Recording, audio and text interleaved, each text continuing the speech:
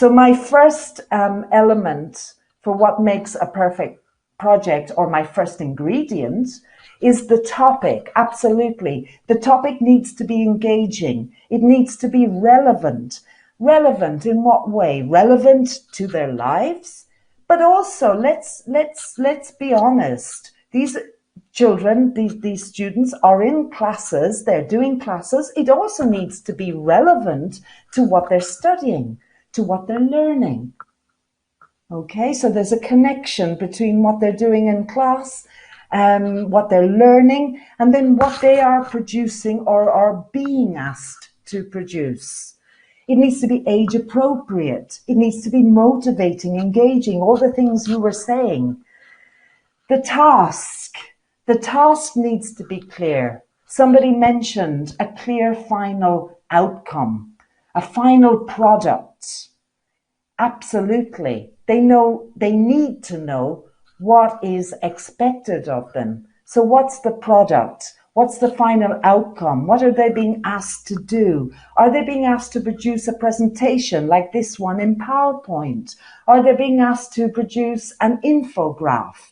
Are they being asked to produce a video, a presentation in video format, etc.? Okay, so that needs to be clearly signaled.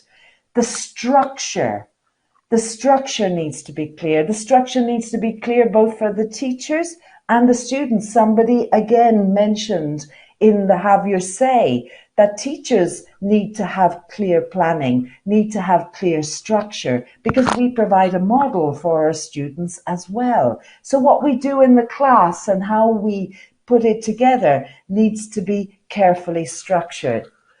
The content. Now, the content is really, really important, isn't it? What do I mean by content? I mean the input. And the input forms part of the preparation for when the students actually do the project. Input in different forms. Input using different skills. Again, people were talking about skills, okay? Different skills, reading skills, writing skills, speaking skills, listening skills. Other skills as well, which we will look at.